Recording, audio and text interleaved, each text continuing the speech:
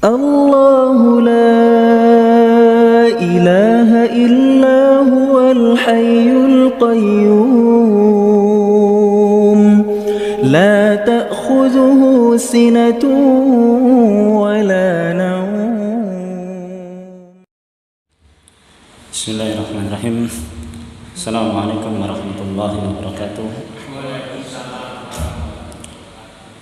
إن الحمد لله نحمده ونستعينه ونستغفره ونعوذ بالله من شرور أنفسنا ومن سيئات أعمالنا من يهده الله فلا مضل له ومن يضلل فلا هادي له أشهد أن لا إله إلا الله وحده لا شريك له وأشهد أن محمدا عبده ورسوله بلغ الرسالة وأدى الأمانة ونصح الأمة وجاهد في الله حق جهاده. اللهم انفعنا بما علمتنا وعلمنا بما ينفعنا. اللهم زدنا علما وارزقنا فهما.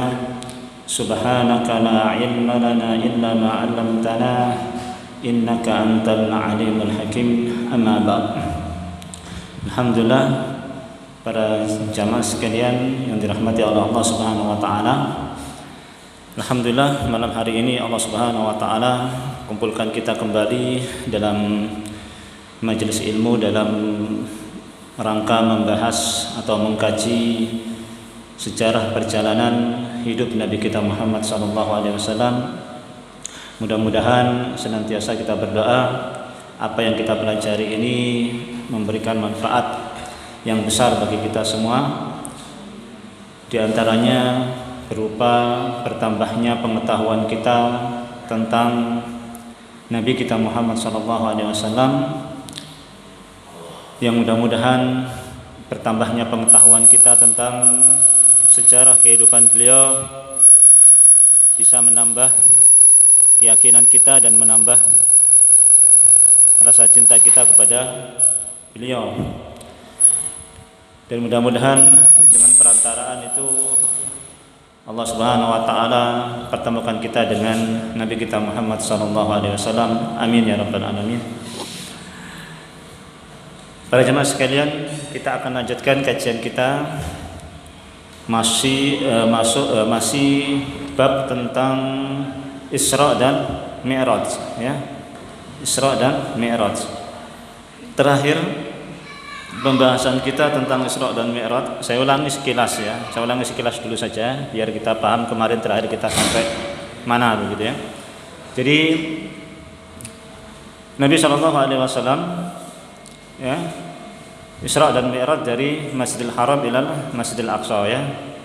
Atap rumah beliau dibuka, kemudian malaikat Jibril turun, kemudian membelah dada Nabi SAW, mengambil hati beliau, kemudian dicuci, kemudian dimasukkan iman dalam hati beliau, kemudian dimasukkan lagi, kemudian dijahit, kemudian didatangkan buraq, ya. Buraq itu kendaraan yang biasa dipakai oleh para nabi, besarnya lebih besar daripada keledai, lebih kecil daripada bigol, lebih besar daripada bigol, lebih kecil daripada keledai, lebih besar daripada bigol.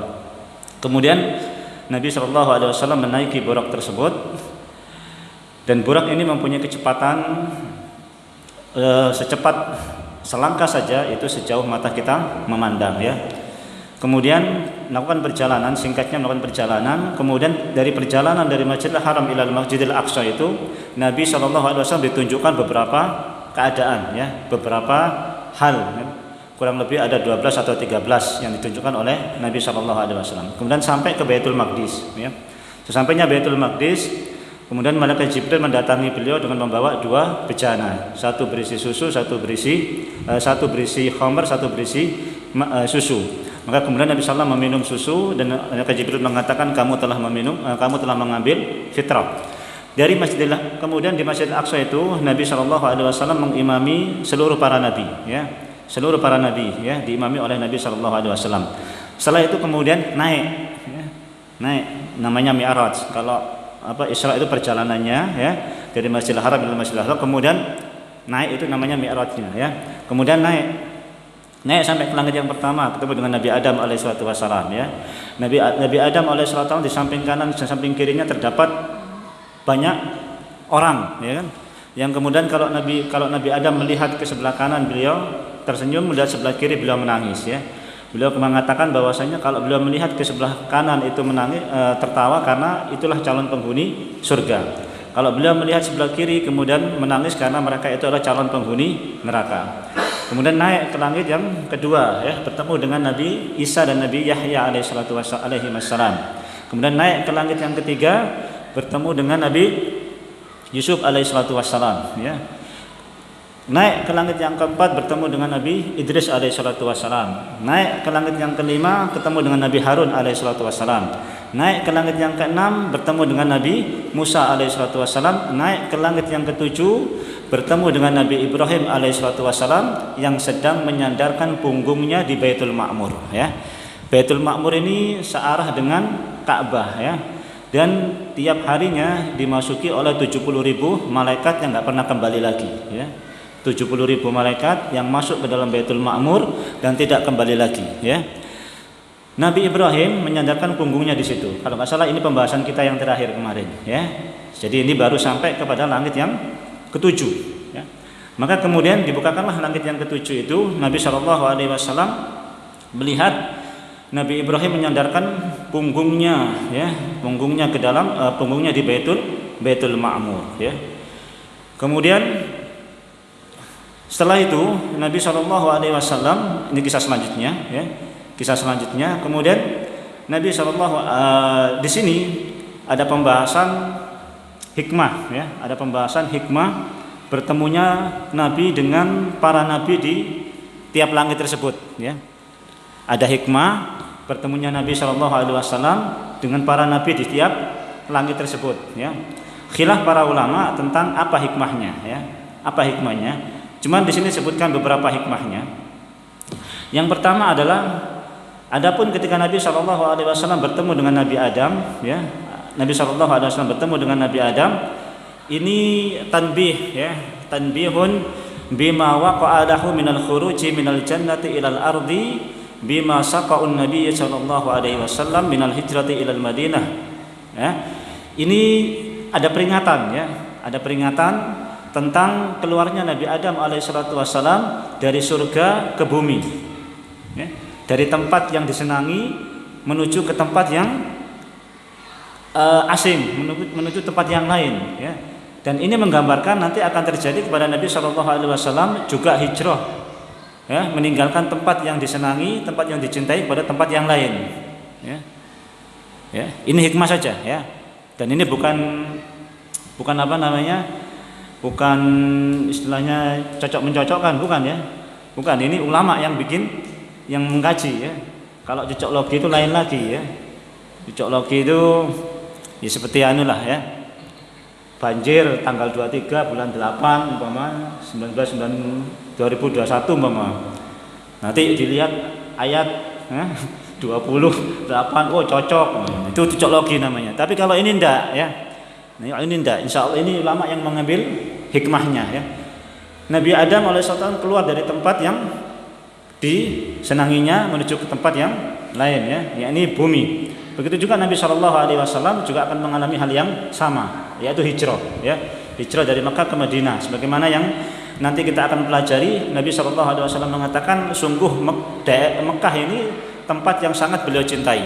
Seandainya bukan karena kaumnya yang mengusir beliau tidak akan keluar dari kota Mekah ya.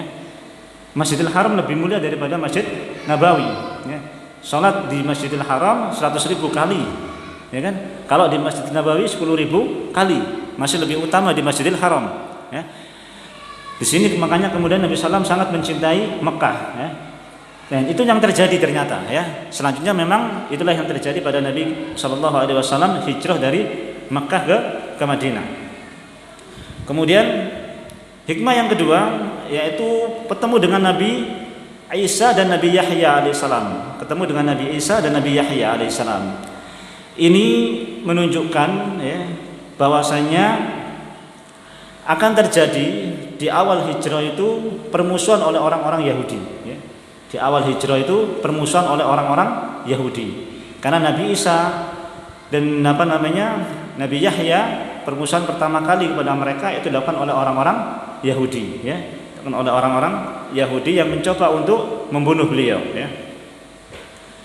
Ini hikmah yang kedua, ketemu dengan Nabi Isa dan Nabi Yahya. Kemudian ketemu dengan Nabi Yusuf alaihissalatu wassalam, ya. Ketemu dengan Nabi Yusuf alaihissalatu wassalam. Ini pun diambil hikmah pelajaran bahwasanya Nabi juga akan mengalami seperti yang dialami oleh Nabi Yusuf, yaitu mencoba dicelakakan oleh keluarganya sendiri, ya. Dicelakai oleh keluarganya sendiri, ya. Kita tahu Nabi Yusuf dicoba untuk dicelakai oleh kakak-kakak beliau yang merasa hasad, iri dengan Nabi Yusuf alaihissalatu wassalam, ya. Dan Nabi akan mengalami hal yang sama, yaitu akan dimusuhi oleh keluarganya. Dan ternyata memang betul, ya. Nabi Shallallahu Alaihi Wasallam sebagian juga yang menghalangi dakwah beliau, yang menentang dakwah beliau adalah keluarga beliau sendiri, ya. Yaitu paman-paman beliau yang tidak sepakat, yang tidak mau menerima dakwah Nabi Shallallahu Alaihi Wasallam. Artinya sama, ya. Dari keluarga yang mencoba untuk mencelakai Nabi Yusuf alaihissalam. Kemudian Nabi kita Muhammad pun juga dari keluarga yang mencoba untuk mencelakai Nabi kita Muhammad Shallallahu Alaihi Wasallam. Ini hikmah yang ketiga, ketemu dengan Nabi Yusuf alaihissalatu wassalam. Kemudian ketemu dengan Nabi Idris alaihissalatu wassalam, ya. Yakni ala waqi manzilatihi indallah, yaitu ketinggian derajat Nabi Idris alaihissalatu wassalam juga akan diraih oleh Nabi kita Muhammad sallallahu alaihi wasallam, ya. Nabi Idris itu dalam surat Yusuf disebutkan dia nabi yang tinggi, yang mulia sisinya di sisi Allah Subhanahu wa taala.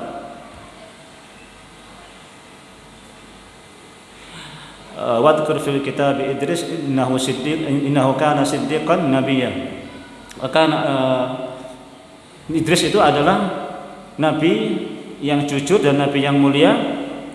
Wa rafa'nahu makanan 'aliyah, dan Allah Subhanahu wa taala mengangkatnya pada tempat yang tinggi, ya. Nabi Idris alaihissalatu wassalam. Dan nabi pun akan mendapatkan tempat yang tinggi, dan itu juga sudah diraih oleh Nabi kita Muhammad sallallahu alaihi wasallam. Ini hikmah yang ketemu dengan Nabi Idris. Kemudian yang kelima, ketemu dengan Nabi Harun. Nabi Harun ini raja'u ila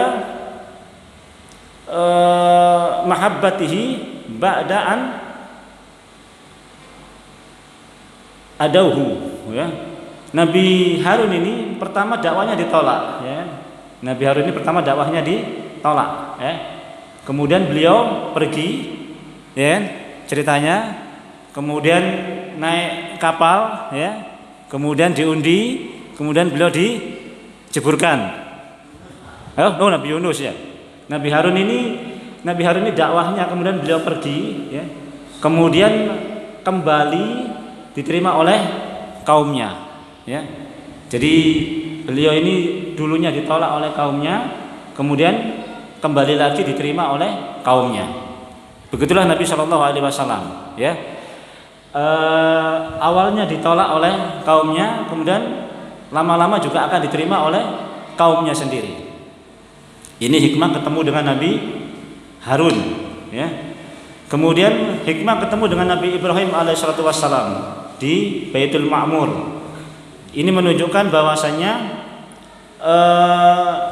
Nabi Ibrahim adalah orang yang pertama kali menyuarakan haji, ya, di Baitul Ma'mur, Mekah. Disitulah yang kemudian juga nanti akan diterima oleh Nabi Shallallahu Alaihi Wasallam, yaitu kemudian tinggal di Mekah, kemudian haji di Ka'bah, Baitullah, ya. Dan itu sudah saya terangkan, Baitul Ma'mur itu sudah arahnya sama dengan Ka'bah, ya. Jadi kalau umpama Baitul Ma'mur itu jatuh, mesti nimpa Ka'bah, ya, karena arahnya lurus dengan Ka'bah. Dan itu menunjukkan Nabi juga akan masuk Ka'bah, juga akan mendatangi Baitul Ma'mur. Dan kejadian, ya, Nabi pun masuk ke Ka'bah, kemudian sampai ke Baitul Ma'mur. Ini hikmah, ya. Hikmah ketemu dengan para nabi. Kemudian Kisah selanjutnya, setelah sampai ke Baitul Ma'mur itu Nabi SAW dimasukkan ke surga. Ya, di Baitul Ma'mur itu Nabi SAW dimasukkan ke surga. Ya, dimasukkan ke surga. Di surga ini beliau melihat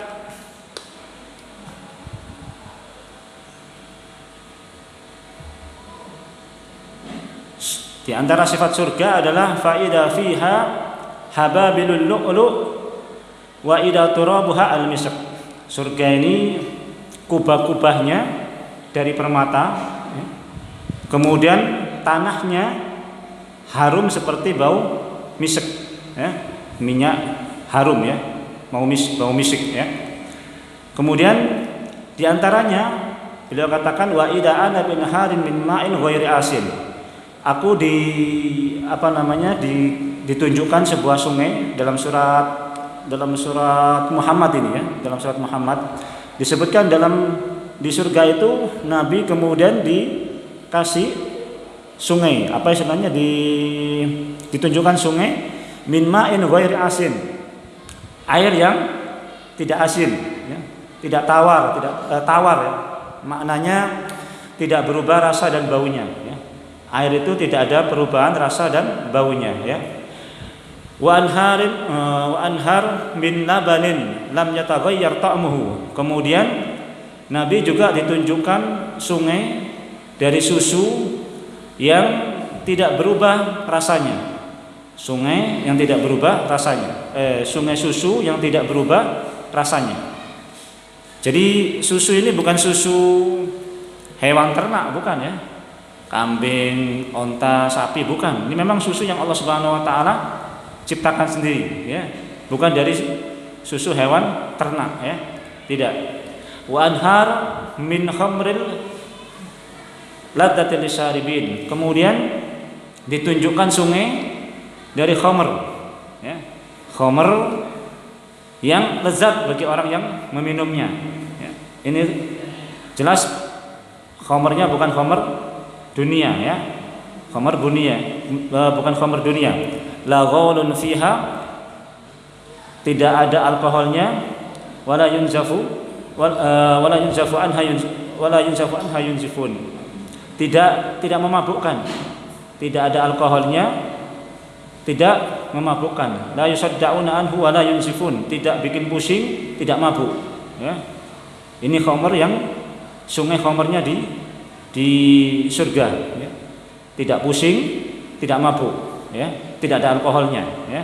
Tidak ada alkoholnya, ya. Kemudian wa anhar min asalin musaffa. Kemudian ada sungai dari madu, ya. Tapi ini bukan dari lebah, ya. Bukan dari lebah. Jelas ini madu yang Allah Subhanahu wa taala bikin sendiri, ciptakan sendiri, ya. Tidak ada lebahnya, ya. Kalau madu di sini dari lebah, ya. Tapi kalau madu di surga tidak dari lebah, ya. Langsung Allah Subhanahu wa taala ciptakan. Kemudian Nabi sallallahu alaihi wasallam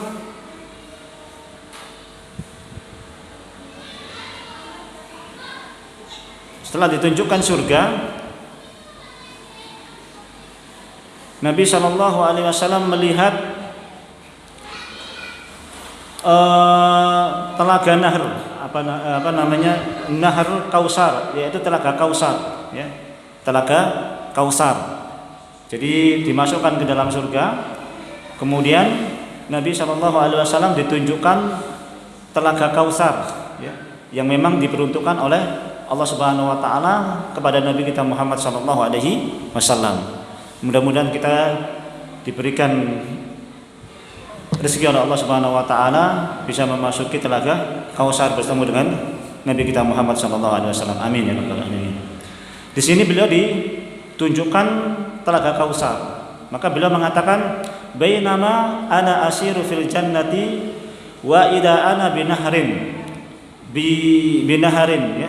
Ketika aku berjalan-jalan di surga, aku ditunjukkan kepada satu sungai, hafatahu min dahab, kanan kirinya dari emas, ya.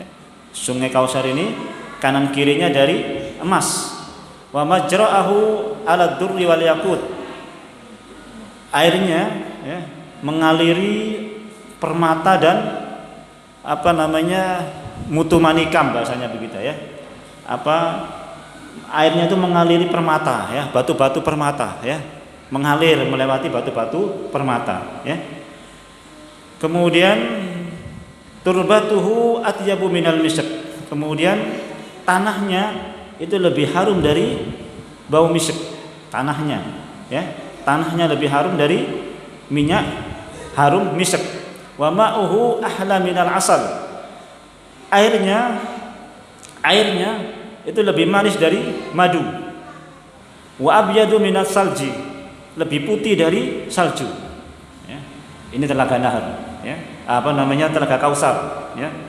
Samping kanan kirinya emas, airnya melewati permata-permata, tanahnya lebih harum dari minyak misik, airnya lebih manis daripada madu, warnanya lebih putih dari salju ya. Warnanya lebih putih dari salju.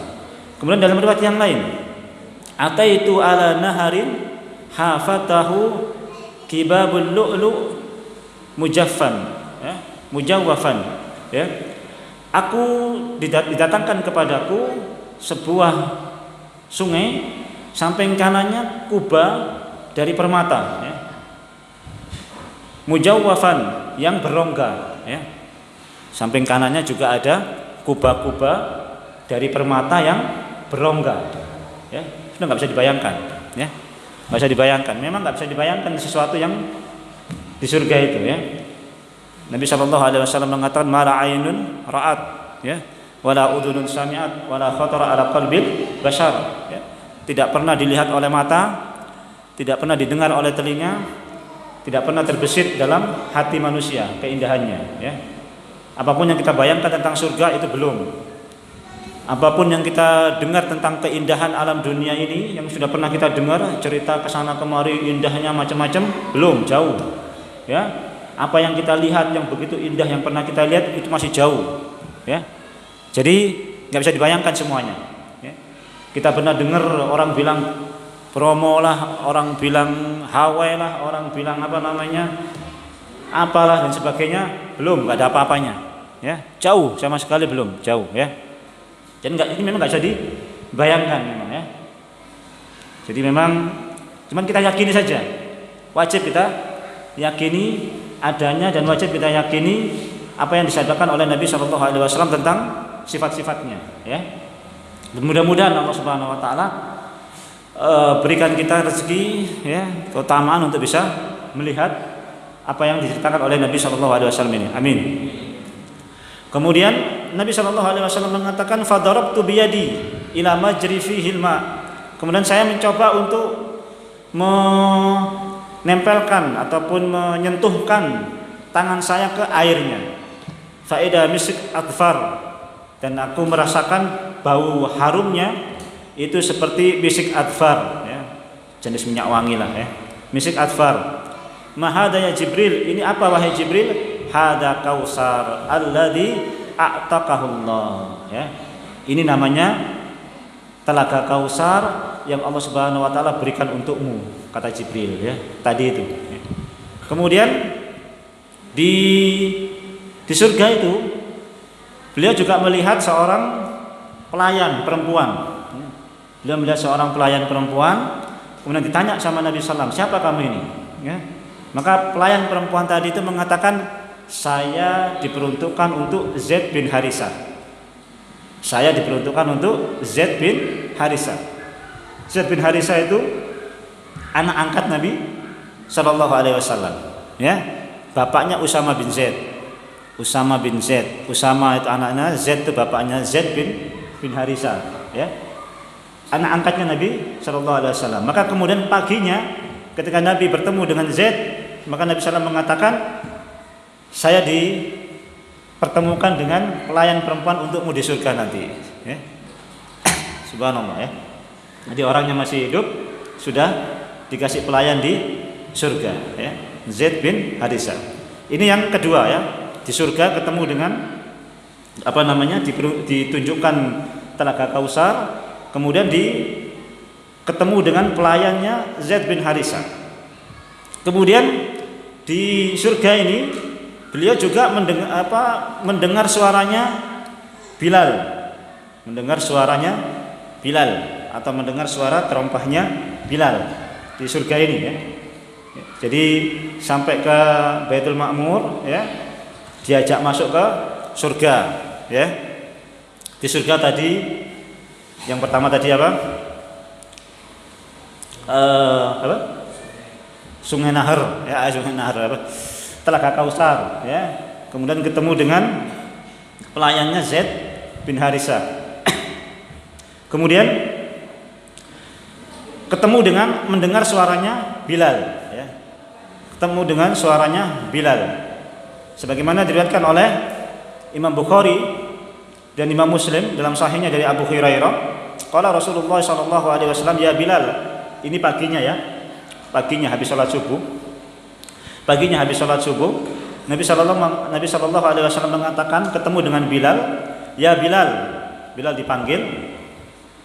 Haddatsani bi arja amalin amiltahu indaka fil Islam manfaatan. Fa inni sami'tu lailata khasfan 'alaika baina yaday fil jannah. Ya. Jadi habis subuh ada ikuti. Jadi habis subuh ya. Habis subuh ketemu dengan Bilal. Bilal dipanggil ya. Bilal dipanggil.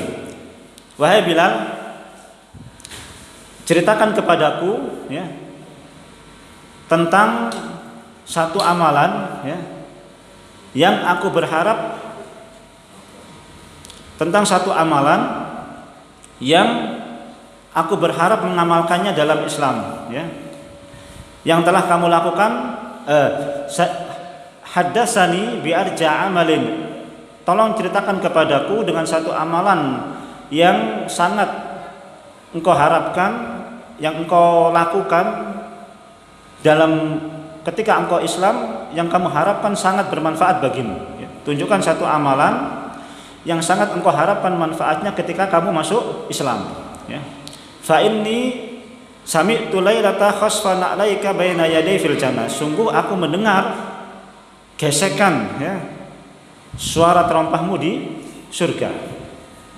Jadi Bilal, tolong tunjukkan satu amalan ya yang kamu harapkan manfaatnya ketika kamu masuk Islam. Amalan apa yang kamu lakukan? Karena aku mendengar gesekan terompahmu di surga. Itu kata Nabi sallallahu. Maka kemudian Bilal mengatakan, amiltu amalan fil Islam arja indi manfaatan min anni la atatahharu tuhuran taman fi sa'atin minal laili walan nahar ya.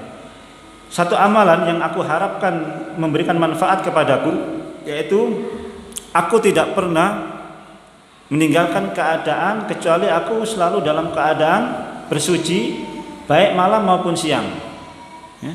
Baik malam maupun siang. Jadi beliau selalu dalam keadaan suci ya. Habis hadas suci, kena najis langsung suci. Pokoknya selalu dalam keadaan suci baik malam maupun siang ya, baik malam maupun siang. Illa shallaitu bidzalika tuhur, kemudian aku juga senantiasa sholat dengan suci tersebut.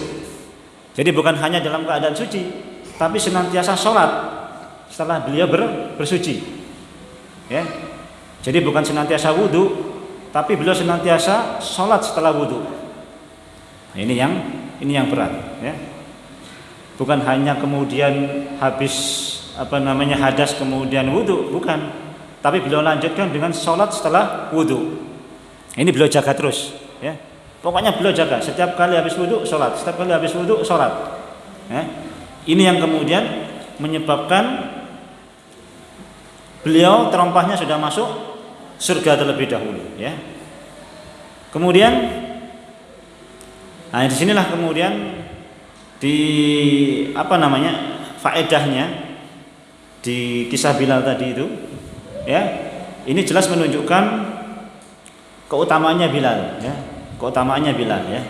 Kemudian yang kedua, bolehnya seorang guru bertanya kepada murid tentang amalan baik yang dia lakukan, tentang amalan yang dilakukan oleh muridnya.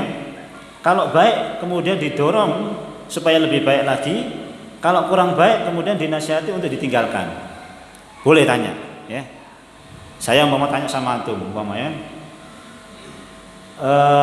amalan apa yang kamu kerjakan dalam sehari, umpamanya? Wah, qiyamul lail, baca Quran, macam-macam lah, sebutkan, tidak ada masalah, ya. Dan kemudian nanti saya akan berikan motivasi, ya. Saya akan berikan tambahan dorongan semangat untuk lebih baik daripada yang sebelumnya, kan begitu. Kalau kemudian yang disampaikan ternyata menurut syariat kemudian kurang benar, baru saya nasihati. Apa yang kamu lakukan itu tidak betul, ya. Secara syar'i kurang baik, tinggalkan yang itu. Nah, itu fungsinya di situ. Maka Nabi kemudian menanyakan pada Bilal, amalan apa? Supaya Bilal semakin semakin bersemangat dengan amalannya. Setelah dikasih tahu bahwasannya amalan yang dia lakukan ternyata menyebabkan beliau masuk surga. Dikasih tahu oleh Nabi SAW, maka lebih semangat lagi Bilal. Yang lain juga akan lebih semangat melaksanakan apa yang dilakukan oleh Bilal. Ya. Nah, inilah hikmahnya hadis Bilal, ya. Kemudian ini menunjukkan juga bahwasanya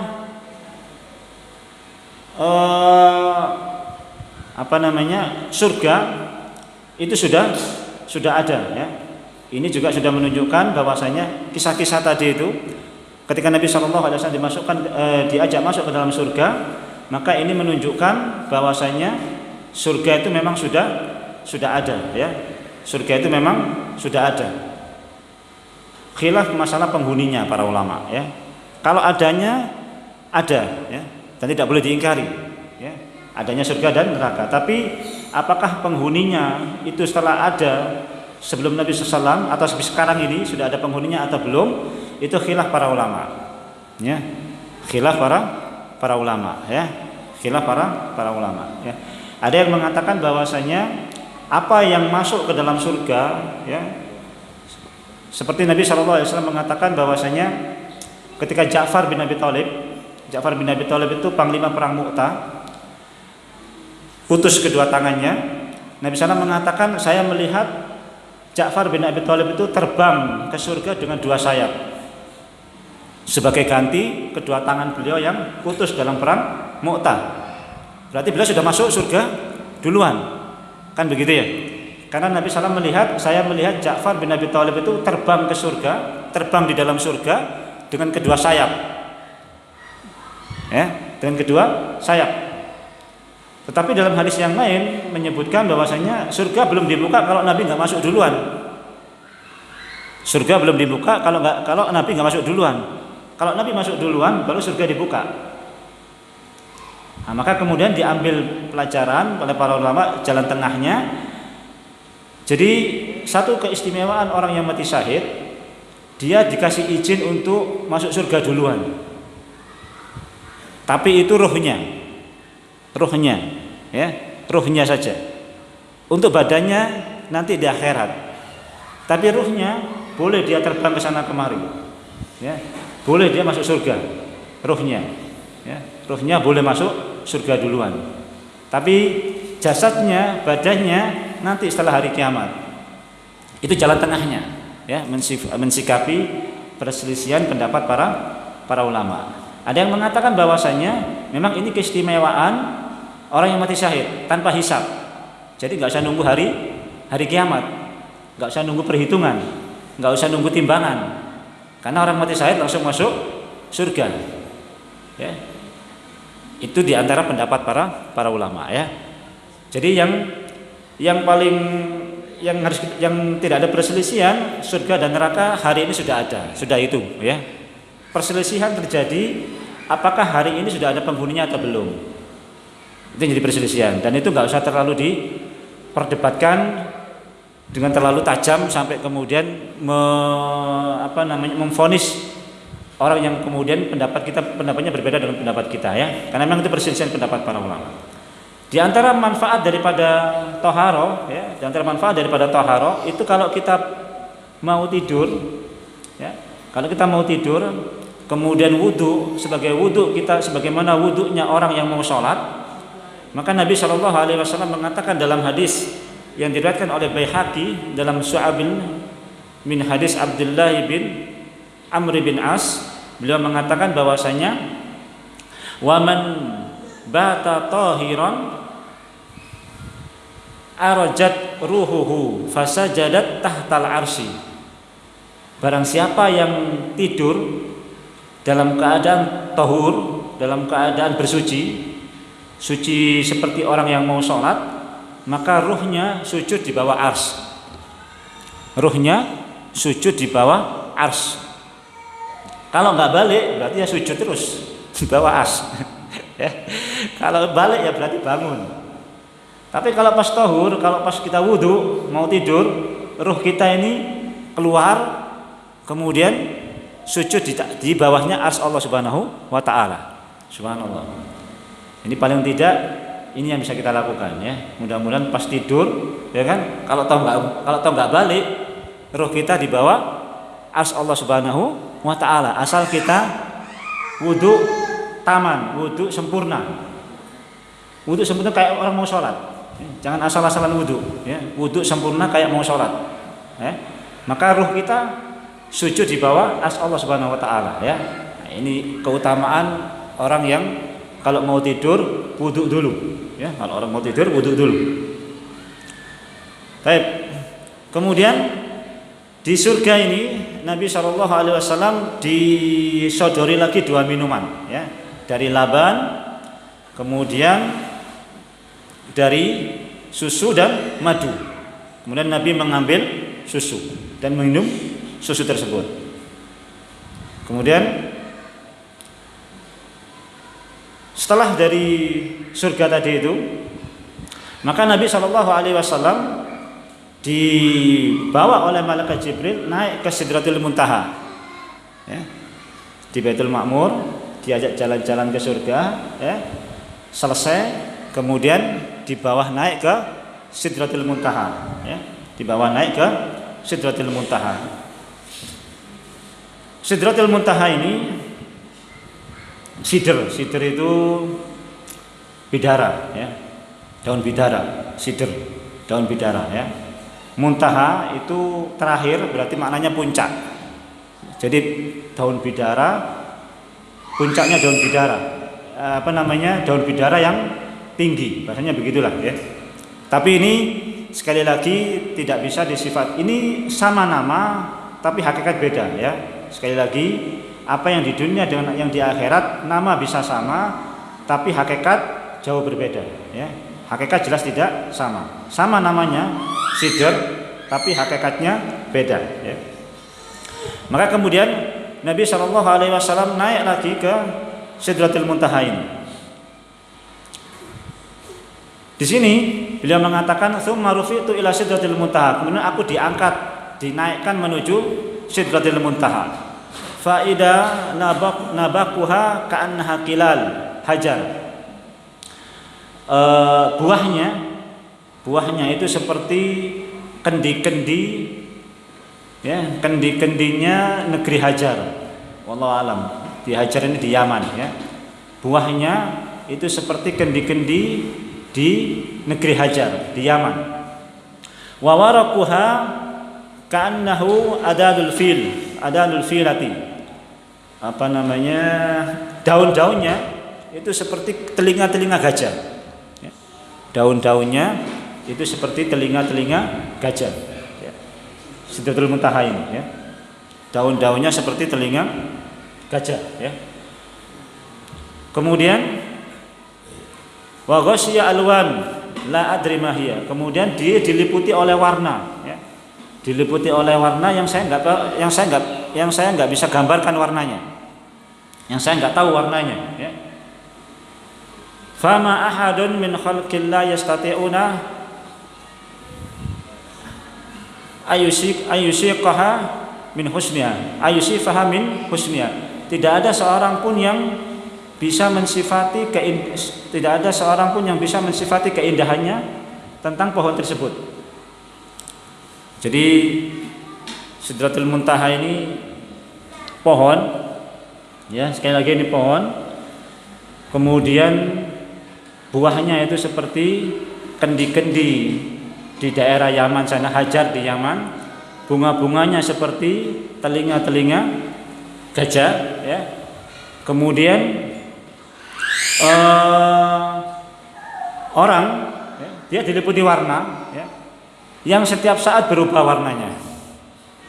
Dia diliputi warna yang setiap saat warnanya berubah sekehendak Allah Subhanahu wa taala, ya.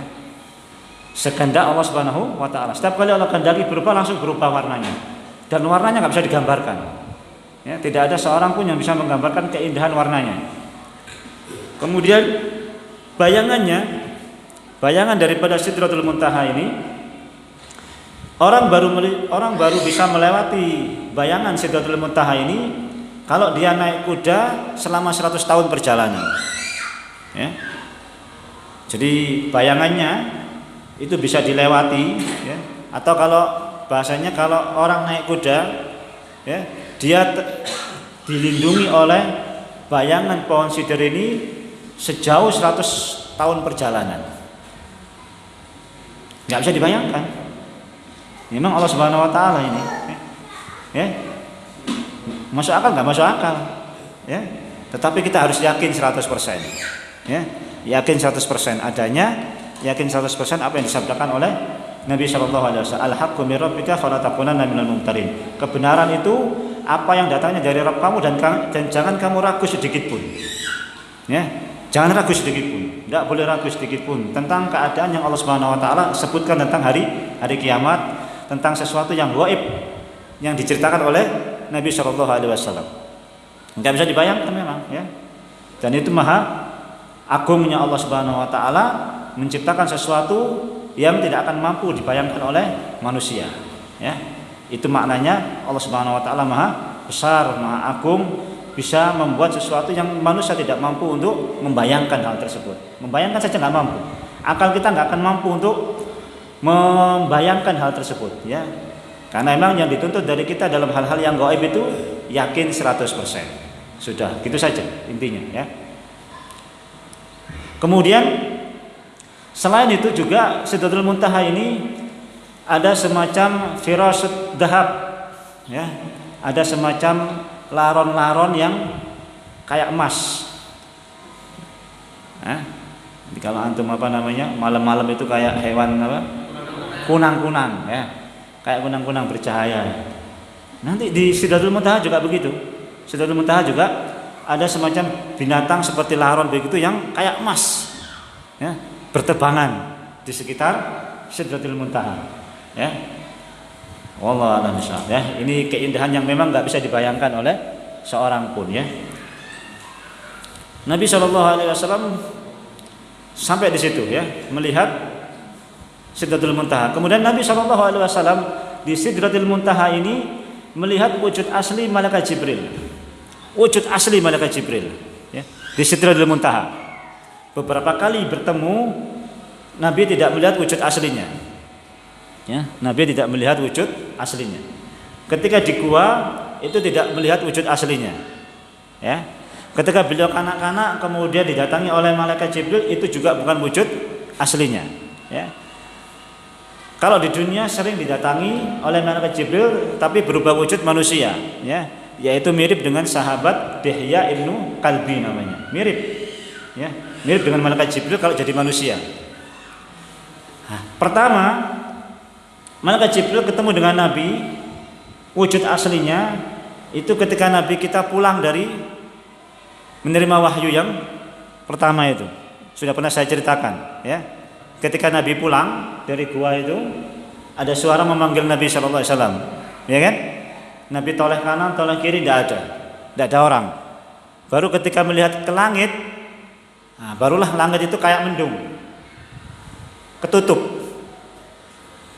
apa? Ketutup sayapnya malaikat Jibril.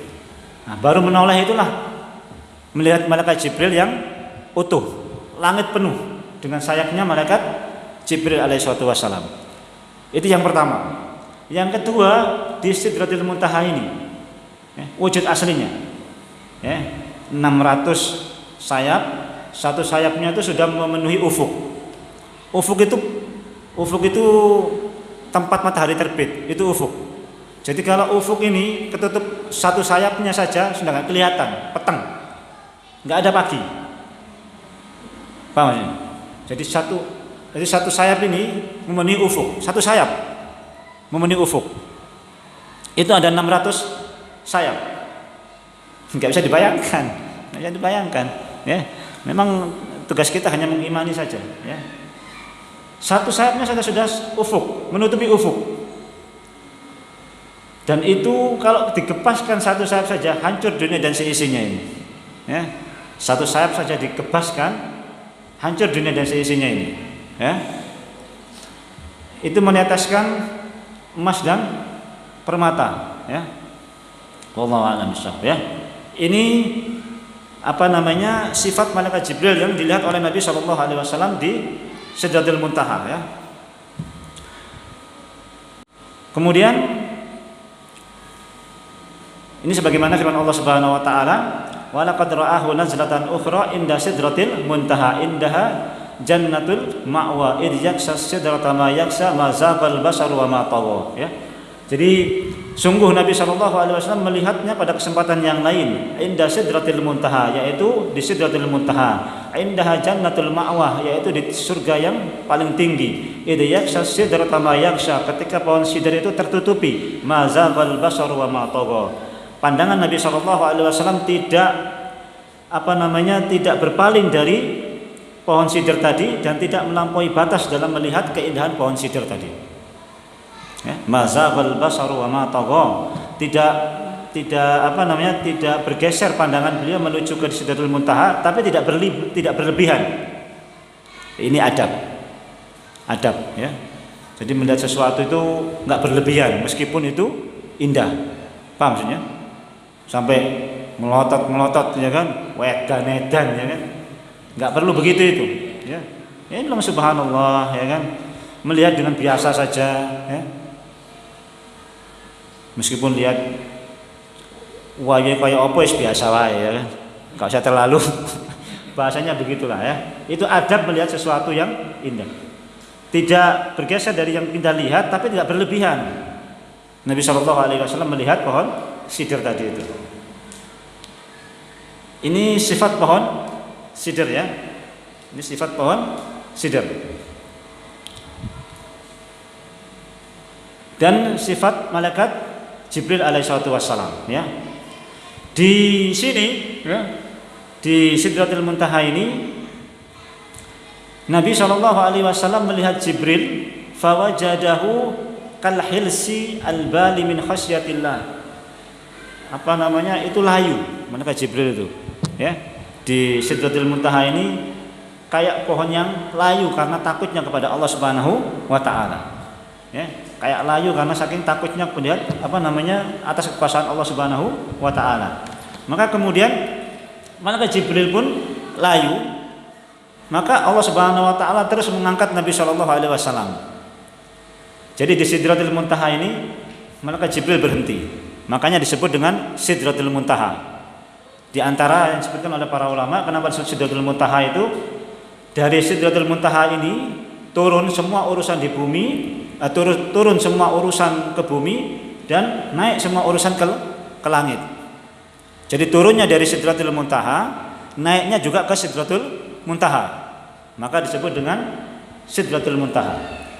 Juga disebut dengan Sidratul Muntaha itu karena tidak ada satu makhluk pun yang mampu melewati Sidratul Muntaha, termasuk malaikat Jibril alaihissalatu wassalam, kecuali Nabi kita Muhammad sallallahu alaihi wasallam. Ya, ini keutamaan Nabi kita sallallahu alaihi wasallam. Semua para nabi, ya. Nabi Ibrahim hanya berhenti pada Baitul Ma'mur. Ya. Malaikat Jibril hanya berhenti pada Sidratul Muntaha. Selesai. Itu pun beliau kayak orang lumpuh, kayak orang pingsan. Enggak bisa menikmati seperti yang dilihat oleh Nabi sallallahu alaihi wasallam. Ya. Nah, kemudian beliau diangkat lagi ke tempat yang agak lebih tinggi lagi. Ya, lebih dekat kepada Allah Subhanahu wa taala. Yang di sini enggak, wallahu alam, ya, yang di sinilah kemudian tidak ada makhluk yang bisa melewatinya, ya. Di atas Sidratul Muntaha. Ya. Sangat dekat dengan Allah Subhanahu wa taala. Nah, disinilah kemudian Allah Subhanahu wa taala menyampaikan langsung firman Allah Subhanahu wa taala, memerintahkan langsung tentang syariat salat. Jadi Nabi kita Muhammad SAW ini juga termasuk nabi yang Allah Subhanahu wa taala berbicara langsung sebagaimana Nabi Musa alaihissalatu wassalam. Tetapi bedanya kalau dengan Nabi Musa alaihissalatu wassalam Allah berbicara dari singgasananya, Nabi Musa di bumi. Ya kan? Di Bukit Tursina, ya. Ketika Nabi Musa itu melihat cahaya didekati oleh Nabi Musa, maka kemudian mendengar suara, inni ana rabbuka fakhla'na 'alaika innaka bil wadil muqaddasi tuwa, ya. Sungguh aku ini adalah Rabbmu, lepaskan sandalmu, sungguh kamu berada di bukit yang suci, yang disucikan. Kata Allah Subhanahu wa taala, ya kan? Wa ana ikhtartu wa ana ikhtartatu wa sami'a lima yuha. Aku telah memilihmu, maka dengarkanlah apa yang diwahyukan. Innani anallah la ilaha illa ana fa'budni wa aqimis salata li dzikri. Subhanallah, ya. Allah berbicara dengan Nabi Musa, tapi Nabi Musa di bumi, Allah di singgasananya. Tapi dengan Nabi kita Muhammad SAW, Allah berbicara dengan Nabi kita, Allah di singgasananya, Nabi kita dekat dengan singgasananya Allah Subhanahu wa taala, ya. Berarti lebih mulia mana? Lebih mulia Nabi kita Muhammad SAW, ya. Subhanallah, ya. Lebih mulia daripada semua para nabi, ya. Bayangkan posisinya sudah dekat dengan Allah Subhanahu wa taala tempatnya. Di sini juga ada perintah sholat yang luar biasa. Ini ya, ini mungkin di antara hewan-hewan ini kurang memperhatikan masalah sholat karena memang tidak memahami begitu tingginya syariat sholat ini. Ya.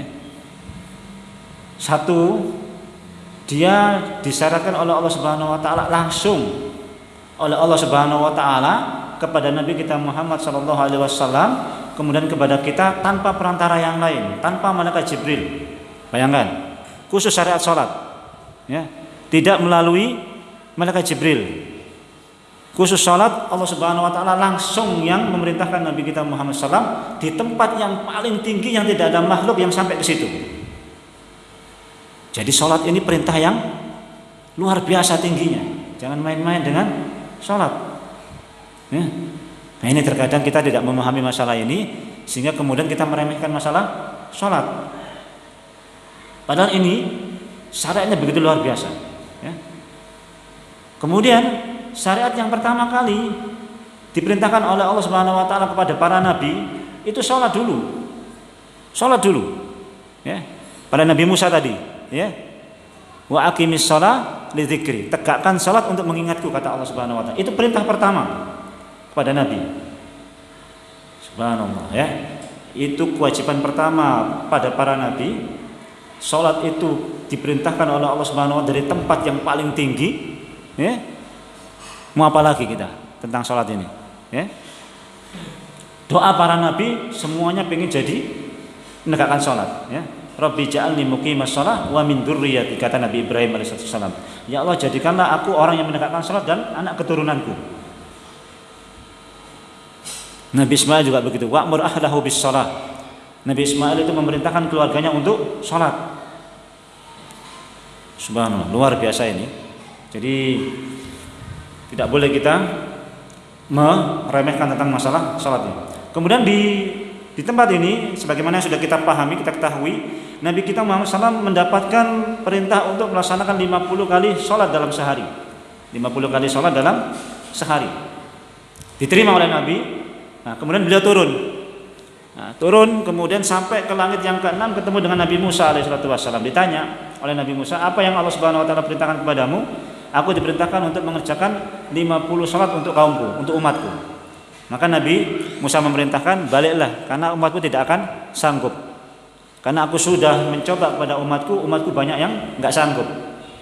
Maka naik lagi, kurangi lagi, naik lagi, kurangi lagi. Sampai 5 disuruh balik lagi sama Nabi Musa, balik lagi, nggak cukup. Kata Nabi SAW apa? Nggak, saya malu sudah sama Allah Subhanahu Wa Taala.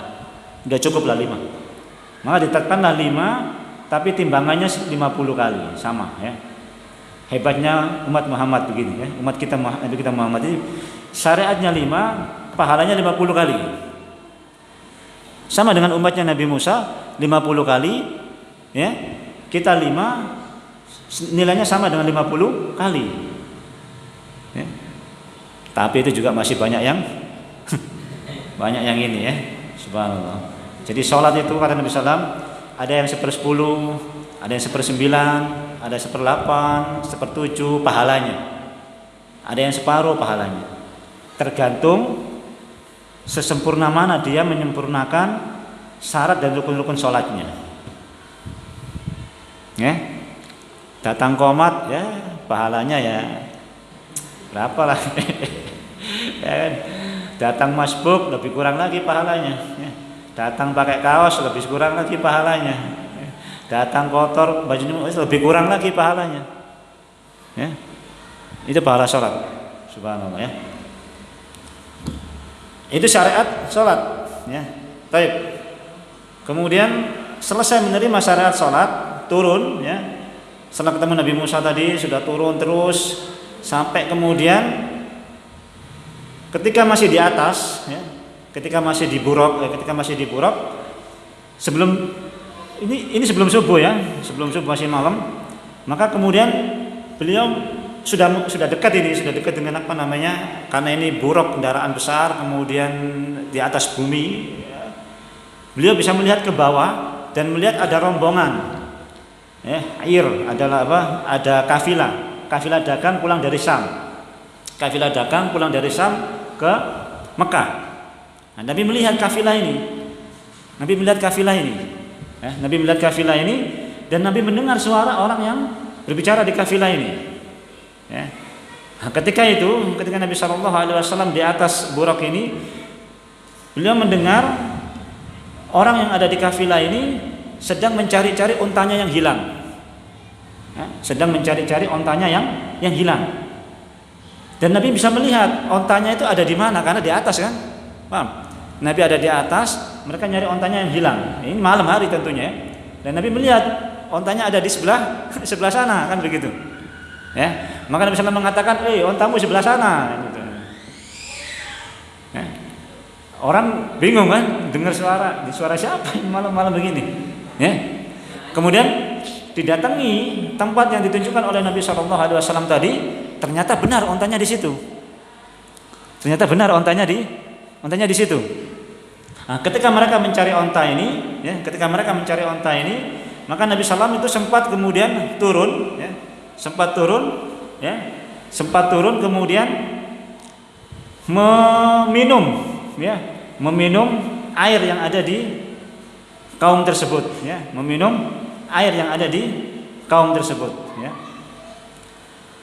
Nah, ini yang dialami oleh Nabi SAW ya, sampai kemudian sebelum subuh sudah nyampe rumah. Yang jadi persoalan lagi adalah apakah Nabi SAW melihat Allah Subhanahu Wa Taala ketika berada di atas Sidratul Muntaha tadi itu. Nah, ini khilaf juga para ulama ya, apakah Nabi melihat Allah Subhanahu Wa Taala atau tidak. Yang pertama, pendapat para ulama di antaranya para sahabat Ibnu Abbas dan yang lainnya, Nabi melihat Allah Subhanahu Wa Taala. Ya, ini pendapat yang pertama ya. Pendapat yang kedua, pendapatnya Aisyah dan beberapa sahabat yang lain, Nabi tidak melihat Allah Subhanahu Wa Taala, tapi melihat cahaya. Ini yang kedua. Pendapat yang ketiga, Nabi melihat Allah Subhanahu Wa Taala dengan hatinya.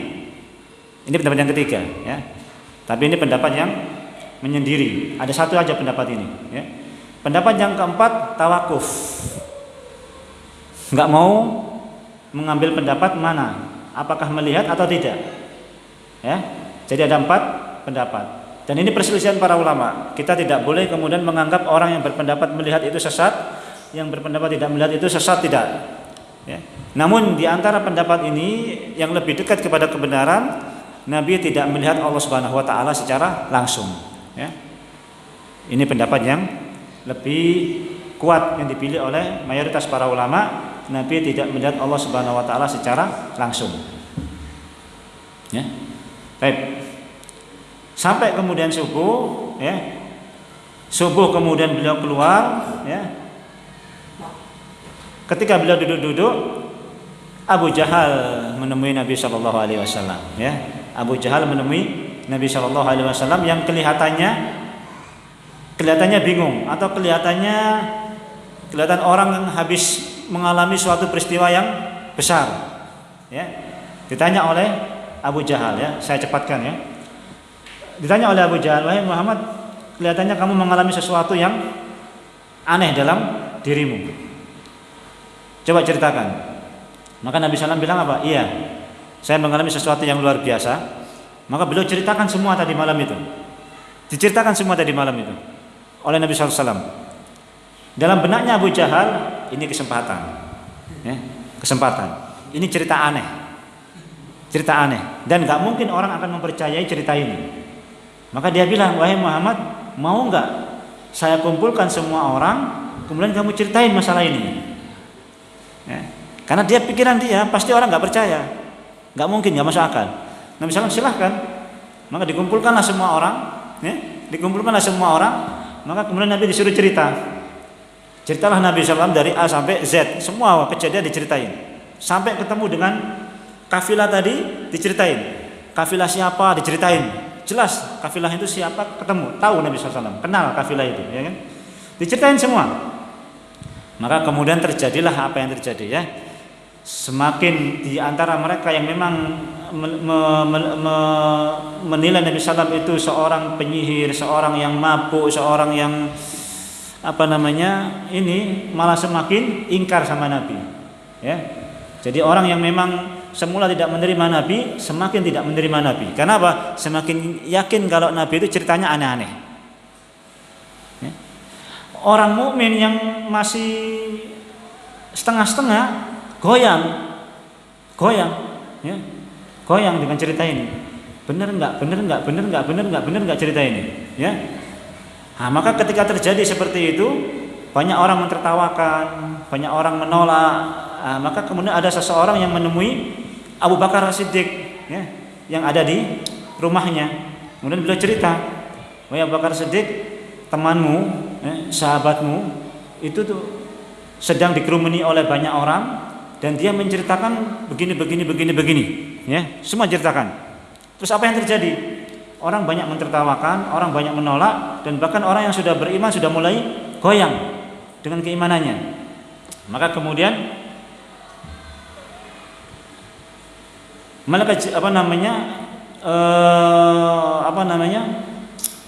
Abu Bakar menemui Nabi Shallallahu Alaihi Wasallam, ya.